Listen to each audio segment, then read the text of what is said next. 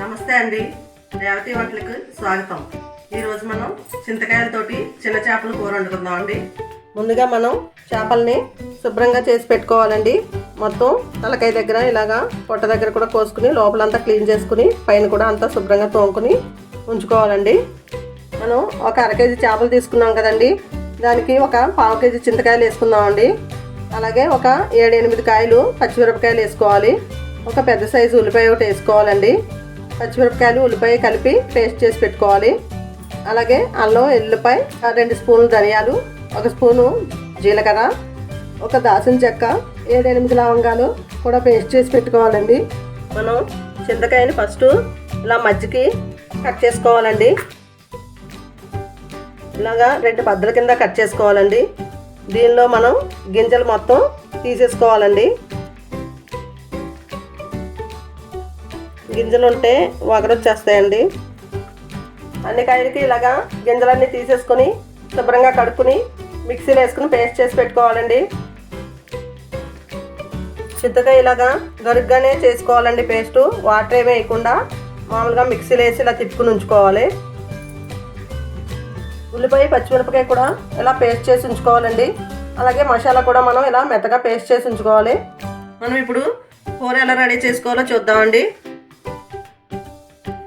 పొయ్యి మీద గిన్నె పెట్టుకుని కూరకు సరిపడగా ఆయిల్ వేసుకుందామండి.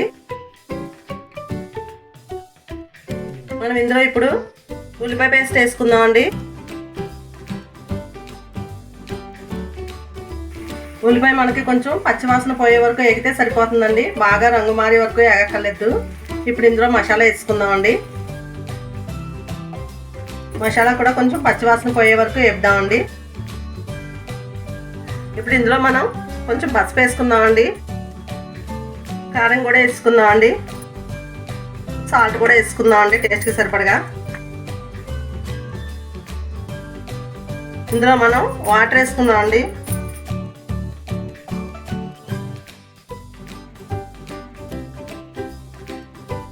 వాటర్ మనకి కొంచెం మరుగుతున్నాయి కదండి. ఇప్పుడు చింతకాయ వేసుకుందామండి. చింతకాయ కూడా సగం ఉడికిపోయింది కదండి. ఇప్పుడు ఇందులో మనం చేపలు కూడా వేసుకుందాం.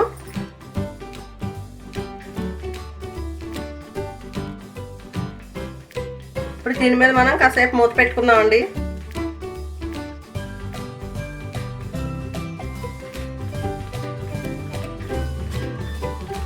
కూర దగ్గరికి వచ్చింది కదండి. ఇప్పుడు ఇందులో మీరు కొత్తిమీర వేసుకుని స్టవ్ ఆఫ్ చేసుకుని కూర దింపేసుకోండి.